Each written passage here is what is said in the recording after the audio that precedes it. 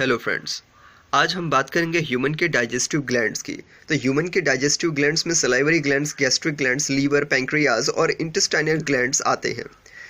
Actually salivary gland से start करते हैं। Salivary glands are 3 in the pair, that is total 6 in number, and they are termed as parotid, sublingual and submaxillary or submandibular also. In this figure we are going to study about the salivary glands. So ऊपर की ओर ये parotid glands होते हैं जो it is near to the ear. Then at lower side there are two pair of glands. The first one, this long one, this is known as submaxillary or submandibular, and this one जो कि टंग के बिल्कुल बगल में होता है, इसलिए इसको लिंगुअल बोलते हैं क्योंकि टंग मतलब लिंगुआ। सो दिस इज सब लिंगुअल ग्लैंड। अब सब लिंगुअल ग्लैंड में जो डक्ट होती है उसे सब लिंगुअल डक्ट कहते हैं। अब सब लिंगुअल डक्ट को डक्ट ऑफ रेवेनस भी कहते हैं। और सब मैक्सिलरी जो ग्लैंड है इसकी जो डक्ट है इसको वॉल्टन्स डक्ट कहा जाता है। इसी तरह से पैरोटिड ग्लैंड की भी डक्ट है और ये सभी कहाँ खुलती हैं? मुंह में, यानी बक्कल कैविटी में। इसकी ग्लैंड को हम स्टेंसेंस डक्ट कहते हैं। ये जो पैरोटिड ग्लैंड है, if it is by any how get infected by the virus, then the swelling is takes place near the ear and mouth, and this condition is known as mumps, MUMPS, mumps. इसे गलसुआ कहते हैं। So it is about the glands of saliva, that is salivary gland. अब salivary gland करते क्या है? तो saliva secrete करते हैं। saliva में होता क्या है?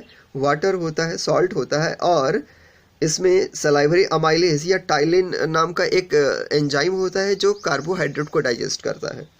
इसका pH वैल्यू 6.7 से लेके 6.8 के बीच रहता है।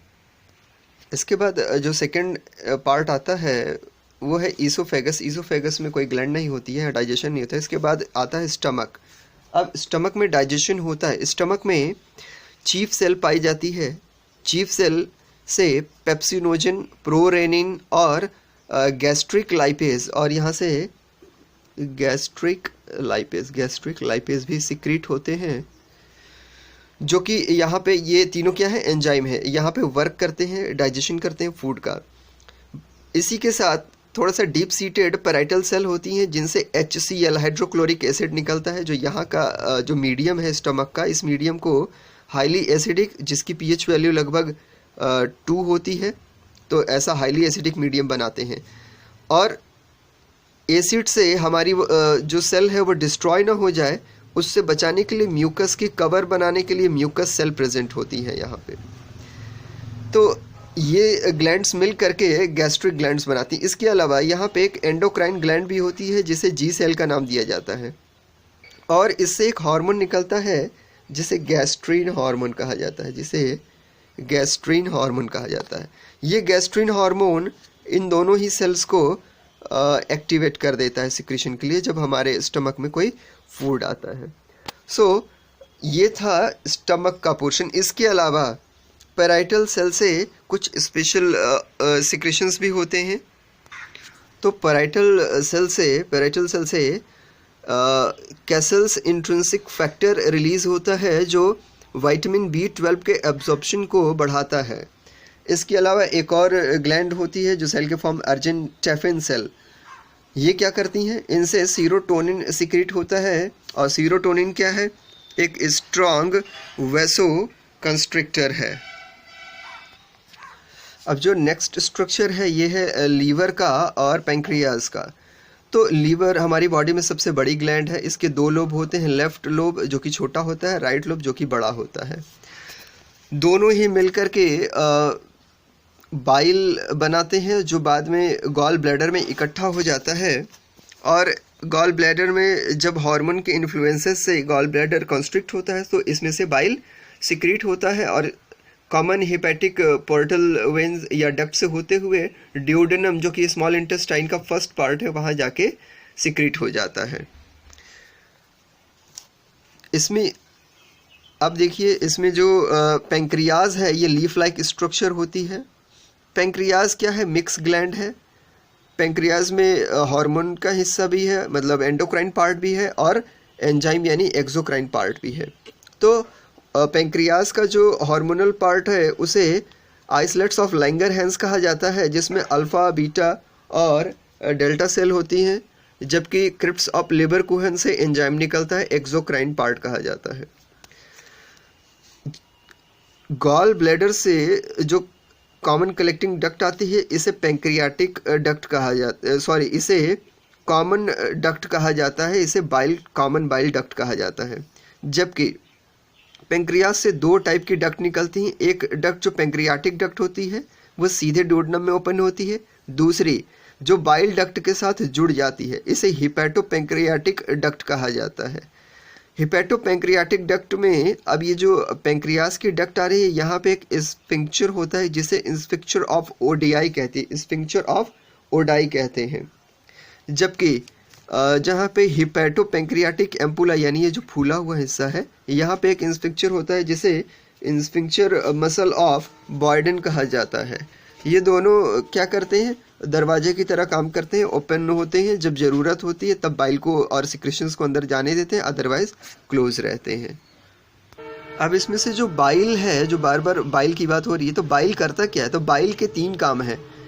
बाइल में कोई एंजाइम होता नहीं है बट ये 3 काम करता है। जैसे स्टमक से जो एसिडिक फूड आता है यानी यहाँ पे मीडियम एसिडिक होगा डिओडेनम में, तो पहले इसको न्यूट्रलाइज करेगा, दूसरा काम इसको इस यहाँ के मीडियम को बेसिक बनाएगा, और तीसरा काम फैट के लार्ज मॉलिक्यूल्स को छोटे मॉलिक्यूल्स में बदल देता है, डाइजेशन नहीं करता है, बस उसके बड़े मॉलिक्यूल्स को छोटे मॉलिक्यूल्स में कन्वर्ट कर देता है। सो उसको कहते हैं emulsification of the fat is done by the bile juice. Pancreas से पेंक्रियाटिक जूस निकलता है। पेंक्रियाटिक जूस क्या है, एंजाइम्स का एक ग्रुप है जिसमें पहला एंजाइम है trypsinogen, then chymotrypsinogen, then pro carboxypeptidases, pancreatic amylase, lipase and nucleases. इनका जो ग्रुप है इसको हम पेंक्रियाटिक जूस कहते हैं, और ये कहाँ से निकलते हैं, पेंक्रियाज के क्रिप्ट ऑफ लेबरकुहन से। अब crypt of Lieberkuhn actually intestine के वॉल में भी पाया जाता है, but that was another thing, and pancreatic crypt of Lieberkuhn is another thing. यहाँ से पेंक्रियाटिक जूस निकलता है।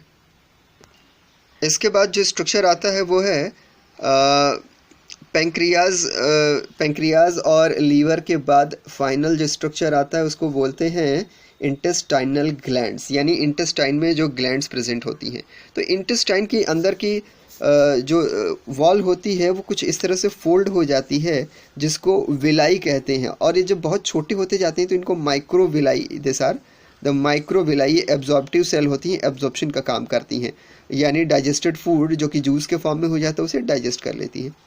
इनके बीच में ये जो खाली जगह बनती है, जो कुएं जैसा जो खाली स्ट्रक्चर बनता है, इसको कहते हैं क्रिप्ट ऑफ लेबरकुहन। बट ये क्रिप्ट ऑफ लेबरकुहन पेंक्रियाज के लेबरकुहन क्रिप्ट ऑफ लेबरकुहन से डिफरेंट होती हैं। इसके अलावा यहाँ एक और ग्लैंड होती है, Brunner's gland. So there are 2 types of glands are found in this intestinal gland. First is crypt of Lieberkuhn and second is the Brunner gland. Function क्या है, तो इसमें से जो क्रिप्ट ऑफ लेबरकुहन है वो सिंपल ट्यूबुलर होती हैं, स्मॉल इंटेस्टाइन में पाई जाती हैं, and they secrete enzymes and mucus. Brunner gland क्या करता है, Brunner gland also secrete some lesser enzymes. Together they secrete intestinal juice. वो क्या करती हैं, इंटेस्टाइनल जूस। अब इसको सक्कस इंटेरिकस, ये जो दोनों मिलकर के सिक्रेशन करती है इसको सक्कस इंटेरिकस भी कहा जाता है। इस सक्कस इंटेरिकस में क्या होता है, इस सक्कस इंटेरिकस में aminopeptidase, dipeptidase, here it is aminopeptidases, dipeptidases, इसके बाद intestinal amylase, maltase, isomaltase, limit dextrinase, sucrase, lactase, intestinal lipase, nucleosidase, nucleophosphatase, then nucleotidase, then enteropeptidase, then nucleophosphatase, enterokinase, ये सारे के सारे एंजाइम निकलते हैं जिससे कि फाइनल डाइजेशन हो जाता है। So this is all about the digestive glands of the human body. Thank you.